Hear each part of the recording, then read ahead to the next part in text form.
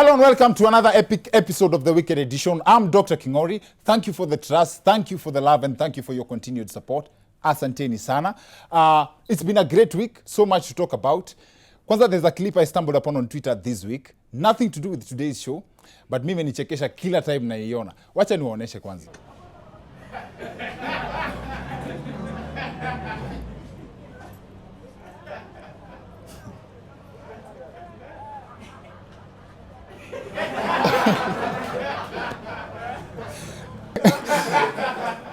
Kama uko na clip yote moto kama itafadhali nirushia on any of my social media platforms.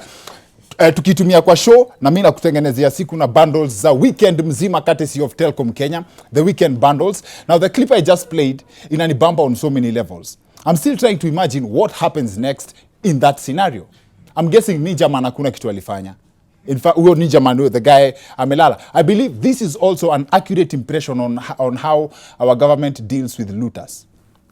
They just make you get the message that wamekuona. But at least in that video, mwenye ameonekana akiiba anarudisha pesa roho safi.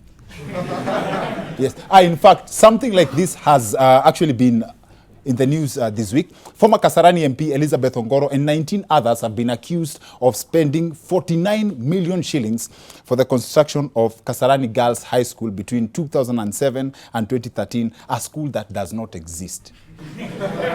Leave alone the idea of stealing a school, hoping that no one will notice. Imagine how hard it's going to be to convince some of our unemployed graduates in Kenya that education is the key to success. Yet there is breaking news of people making millions of shillings by doing away with school.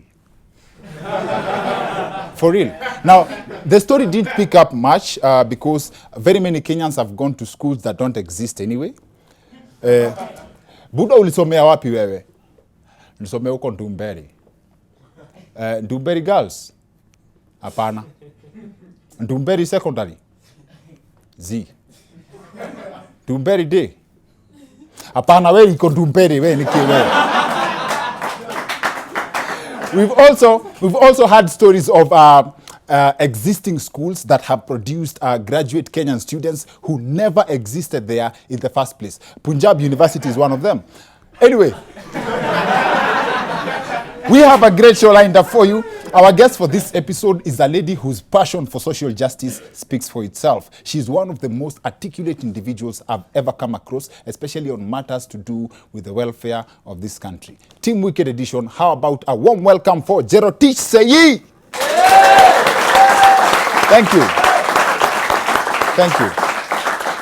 Thank you. Asanteni sana. Today's episode is a special dedication to everyone who has reached out to me akiniuliza nimsaidie kutafuta job. I have loads and loads of such requests and I've been thinking of how best to respond. Stay tuned. Maybe this episode carries a bulb moment for you. Also, thank you very much to everyone who brought their A game to last week's meme conversation on my social media platforms, courtesy of Telkom Kenya. Zile zinaitwa the weekend bundles, a very good deal in the market right now. On Facebook, tulikuwa na Ade Mikey. I hope I pronounced that correctly. He won by likes. He posted a picture of himself in deep thought. Akisema, ati I can't believe my eyes have never seen my ears. I'll tell you more about that in a bit, sababu ile wazimu watu wako nayo hapo kwa mtandao ni unmatched.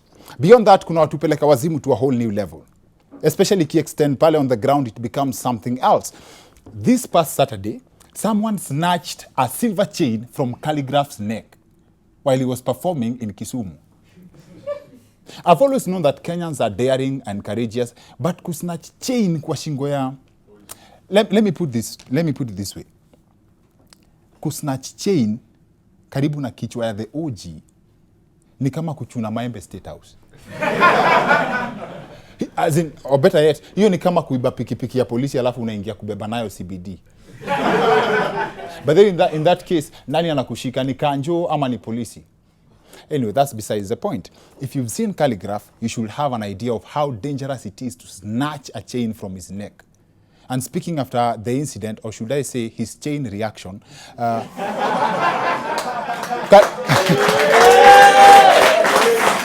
yes. Speaking after the incident, Calligraph revealed that the chain cost 60,000 shillings na akasema hata hakusikia vibaya juu anapenda mafans wake. Now, for those asking why a chain would cost 60k, mi nasikia iko na voice control. That's why even as a hardcore rapper, Calligraph ukuwa na sauti nyororo. But then again, it's very easy to question Calligraph's strength because na hizo muscles zote, hiyo bei alinunua chain proves that aligongwa. But haters wanasema ati nyororo ya umbwa ni 150 na unaweza ivuruta mchana yote na isikatike. Hiyo ya 60,000, hiyo ya 60k ni gani yenye mtu alitoa kama mbigiji kwa ndogi? But anyway, that's besides the point. I have, there's something I've been longing to share with you from early this month, and finally the time is here. For the past 1 year, we've had several episodes where we have highlighted on the lives and the needs of refugees, and I'd like to take this moment to once again thank you for your generosity and for your contributions, the contributions you've made towards their welfare. With that in mind, UNHCR gave us a chance to see the real situation on the ground at the Kakuma refugee camp and to get the feel of the impact of your contributions and what more we can do. Every refugee in Kakuma has a story to tell. Sadly, we can't tell them all. However, one of the first people I met on the first day we landed there is a gentleman from Burundi anaitwa Rukundo Jean-Marie Vianney. And speaking to him gave me a whole new perspective on life.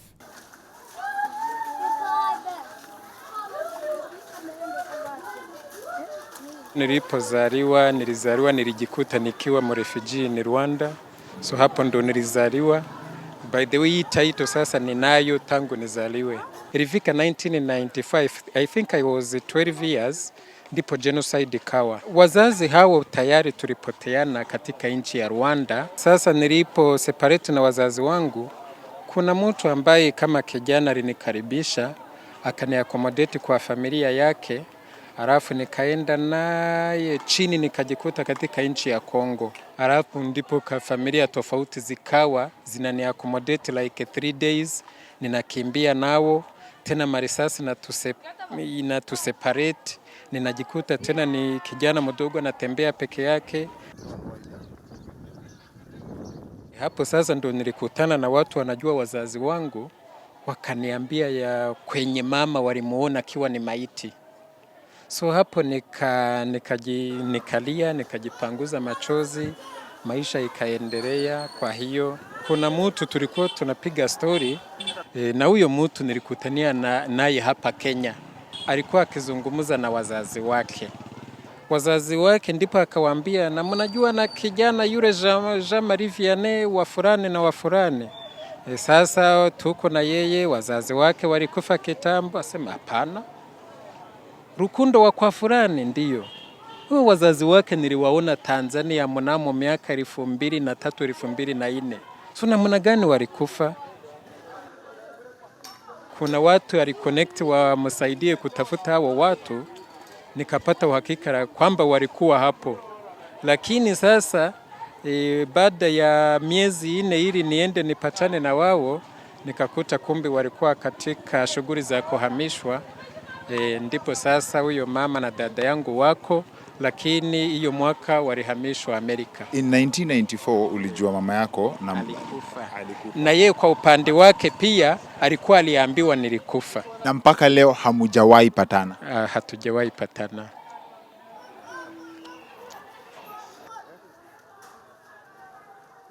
Was there something you are looking forward to ukitoroka? Ukienda mnakuwa na watu, unasema mmekuwa na watu siku 3 unatoroka tena? Wakati huo mtu alikuwa hana vision. Hata mtu akikushtua kidogo, it's like una surrender, ni uwe basi na mimi. Lakini unajikuta tena Mungu amekusaidia. By that time, wakati huo mtu alikuwa hana vision ile ya kusema acha nikufe kesho tu. Acha nisikufe leo, nikufe kesho tu. Na kwa hiyo status umetoboa kusoma, sasa hivi unajisort maisha yako. Uko very smart. Naona wewe uko mpaka uko na business card umenipea hapa. Hiyo ndio niliweza kusoma, nikasoma nchi ya Rwanda na nikakaja hapa Kenya pia nikaendelea kusoma. So kwa hiyo tunaweza kusurvive. Now, Jean-Marie's his story is sad on very many levels. And for me, the hardest hitting part was that after the discovery that his mother was alive, years after after he thought she had passed on. They have never met since 2009 due to unavoidable circumstances. And this is just an isolated case. We'll share as many as we can in the coming weeks. But what stands out for me is that despite the pain he may have been forced to live with as a person, owing to what he's been through, at least Jean-Marie has struggled to a point where he can fend for himself. He has received education na sahi yako mahali. Hayuko mahali anaweza taka kukua, but at least he's somewhere. Now, this is the least we as a family can wish for the refugees who are still young and have been forced into a situation that you would never wish on your worst enemy. The education of such children is where the funds we have been raising on this show are directed. And their past may be a disaster, but education gives them a chance for a better future. Now, for as little as 10 bob, or as much as your heart is willing to give, we can have a serious impact on the lives of these children. And the process is very simple. And I promise myself that I'll be doing it over and over again as much as we are doing this together. You can take your phone, Seii, enda kwa M-Pesa, go to Lipa na M-Pesa, go to Paybill. The account number, as written on your screen right now, is the account number is 329378,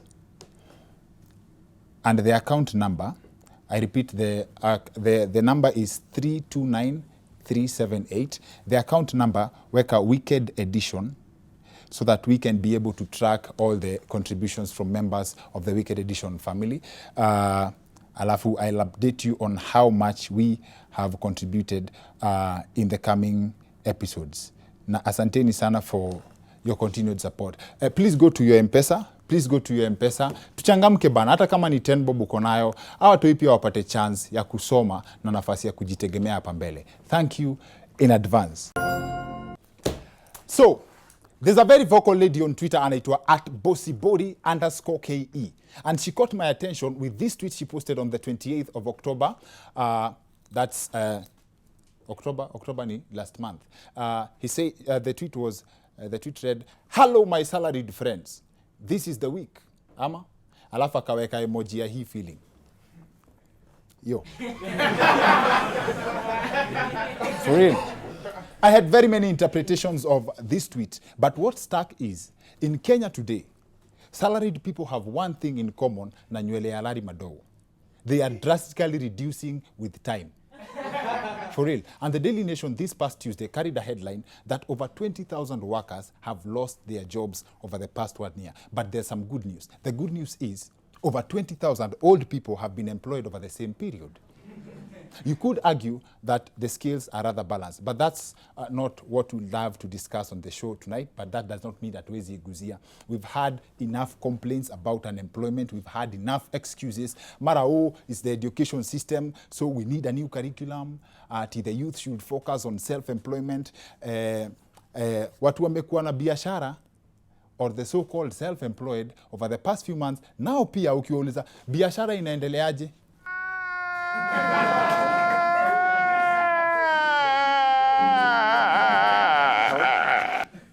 That's the language across board.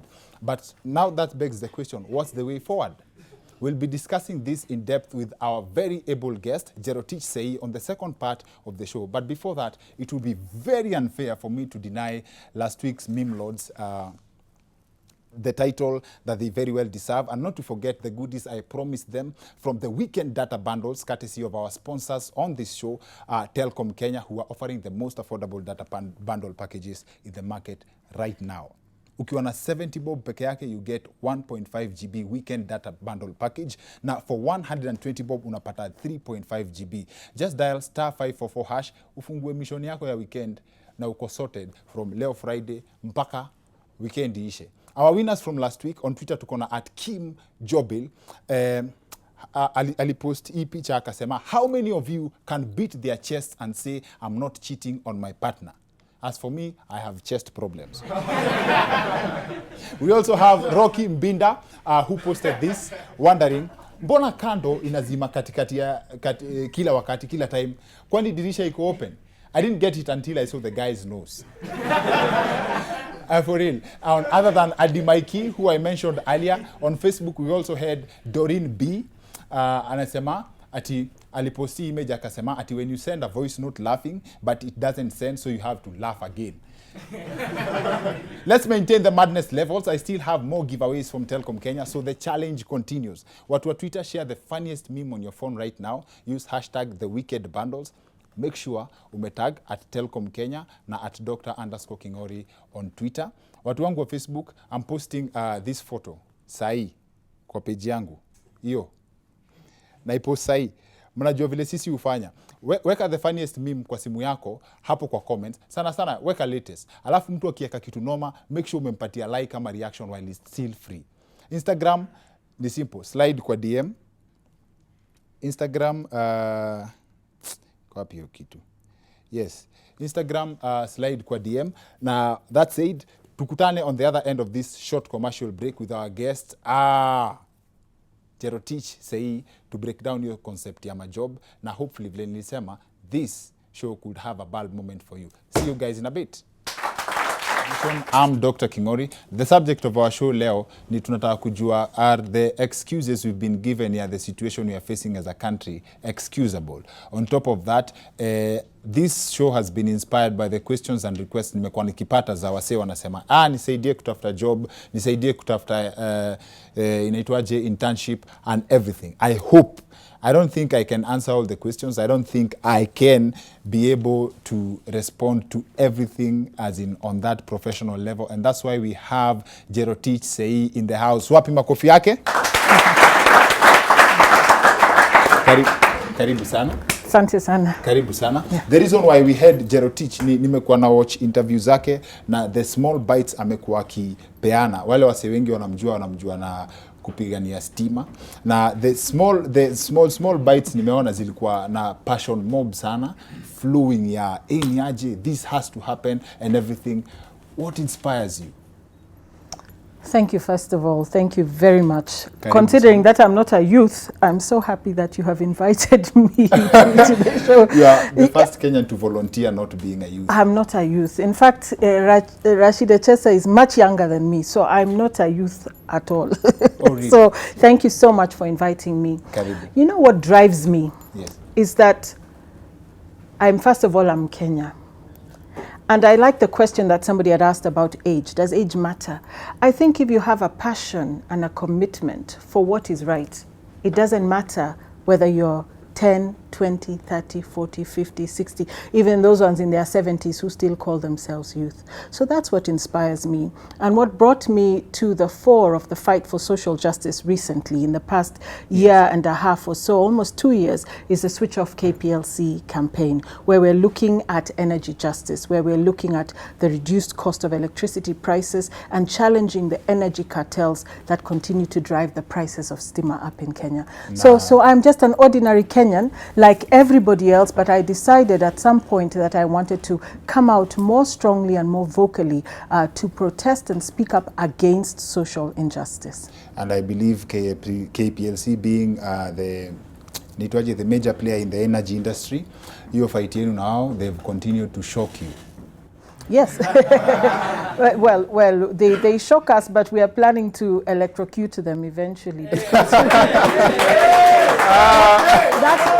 That is actually, to be honest, that is borrowed from somebody who said that some people had been electrocuted. But really, our idea is to say you are a monopoly. Okay. But you're not being fair to us. To some people, some of the young people, token is the only sound system they have in the house. Your teeth. Yeah. Sasa, when it comes to kutafuta job, actually I've covered unemployment so many times on the show before. Everyone's looking for a job. Yeah. From the look of things, when we mentioned that over 20,000 people have lost their jobs, as we speak, this week, Wednesday, there's a company that fired people. There are people being living on the verge under the fear of being fired anytime. Mm-hmm. So what this spells is that basically employment is not even safe. It's no longer as safe as it was before. So is there something for people to look up to if employment is not working in the first place? It's a terrible thing that 85% of those 20,000, possibly, we have not yet done the work around that, but based on the estimates and the statistics that show that 85% of those unemployed in Kenya today happen to be young people under the age of 35, you can almost be sure that the 20,000 who are and will continue to be losing their jobs, 85% of them will likely also be under the age of 35. So that's a bad thing, because the challenges being faced by young people in terms of looking for employment, finding employment, maintaining employment, making sure it is gainful employment, because you have employment, but you also have employment that is gainful. Are the skills of the person being employed being utilized correctly? And if not, why are they where they are? When people look forward to being employed, right? Is it the real? Is it really what we should look forward to? Because as we were speaking earlier, you told me that you've worked for 23 years, but you still are not where you would wish to be. Yes, I've been in formal employment of one kind or another for the past 22, 23 years, and I'm still struggling. And I think it is time that even those of us who are in our 40s, in our 50s, admit that there's a massive economic downturn in Kenya. People are struggling. And it's not to say, haki woye unihurumie, please employ me as Mary Wamboi to continue heading up. No, no, no. I'm not making a case for old people to remain employed forever at your expense, but to say the country is in trouble. And when you unpick the kind of economic trouble that we are in as Kenyans today, you will be more clearly able to understand why there are no jobs available for young people. Even these, the expressway and the SGR, who is going to be driving on that expressway? You're investing in infrastructure for who to use. If we don't have jobs, if we don't have money, it will be a footbridge. If our business and it will be a footbridge, the most expensive footbridge in the world, because simtalipa 300 bob kutumia your footbridge from JKIA to James Gishuru. So we are investing in the wrong things as far as I'm concerned. This government is busy servicing the needs and the requirements of private sector. We worship a God called Chinese loans. We are putting our money in places where we shouldn't be. The reason we actually know, everyone knows, the unemployment situation is bad. It's bad right now. If we can only, Basi, respond to one final thing before I let you go. Yeah, okay, sawa.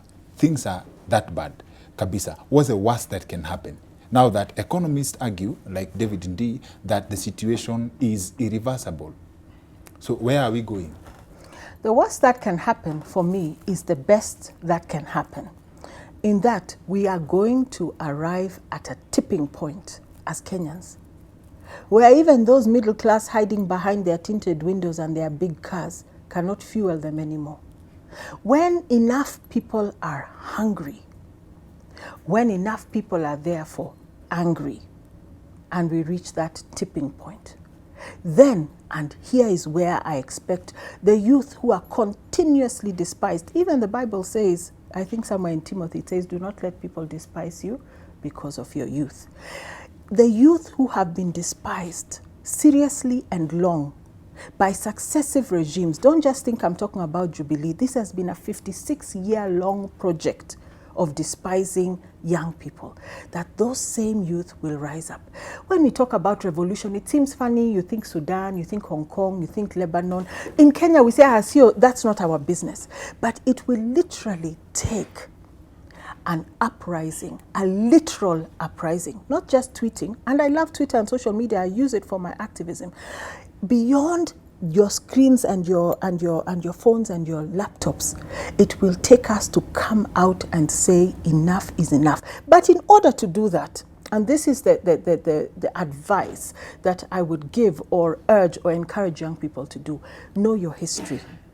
Don't be one-dimensional in terms of saying, sina job, and you're stranded and you're stuck. That mental paralysis needs to be removed by taking the time, especially since we don't have work, but we have bundles. And even Dr. Kingori is giving us bundles from time to time. Unapeana. Use those bundles to do some research. Read people, read Kina Dr. Nde, read our history. Understand, for example, how our education system is the way it is today. What were the origins from colonial days until where we are today?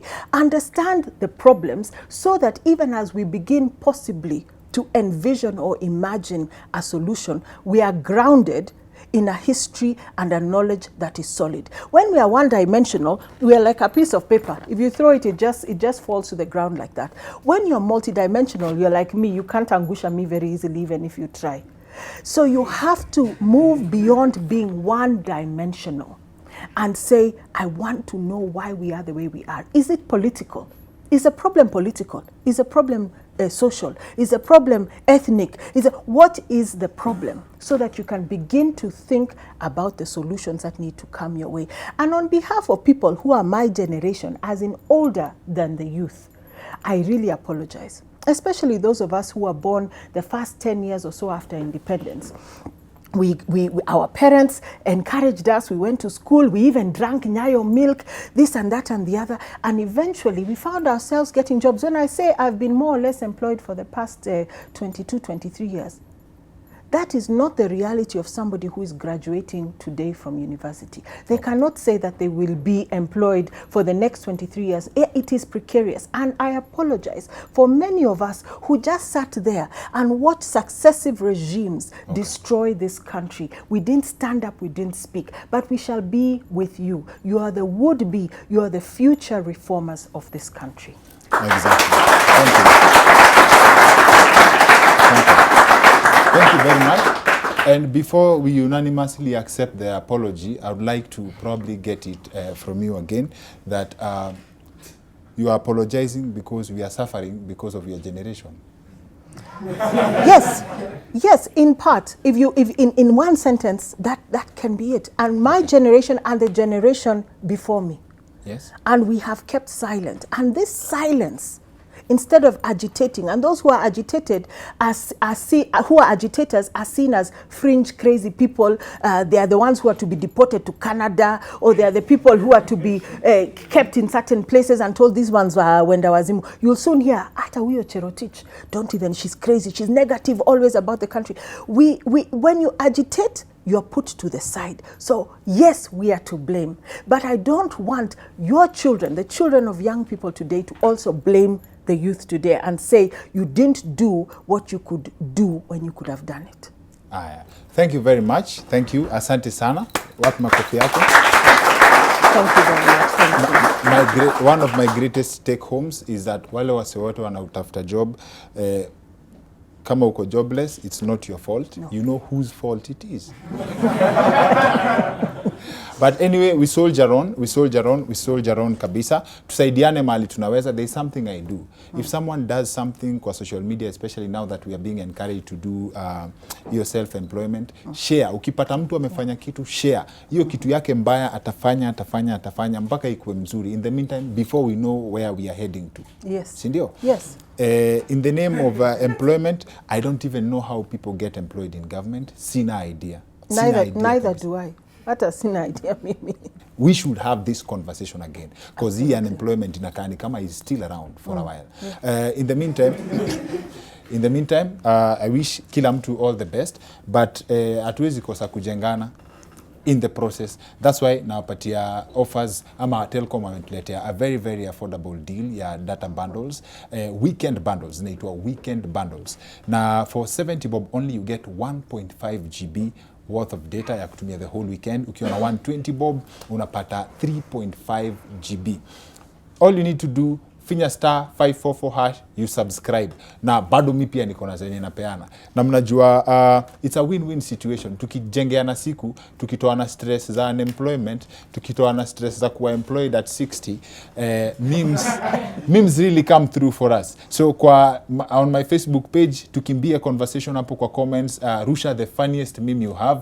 Mtu akirusha kitu kali, let's agree. Give it a like. Give it a inaitwaje hiyo kitu, hiyo reaction, finya reaction appropriate. Usikuwe mchoyo, likes ni free. Hawezi sema you can't afford to like someone's kitu kali. Watu wa Twitter, you can share the best meme on your phone, the funniest, the latest, on the hashtag the wicked bundles. Make sure you tag at Telcom Kenya na at Dr_Kingori. And still on the same breath, watu ni kusaidiana, watu ni kujengana.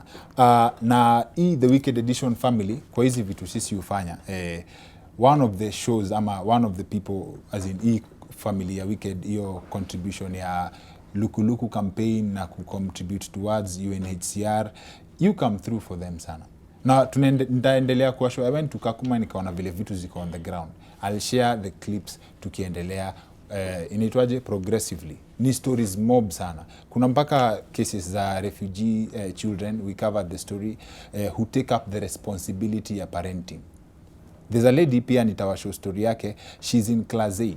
Alikuwa form 3 in their school, akarudi Kenya, akaambiwa the apantambua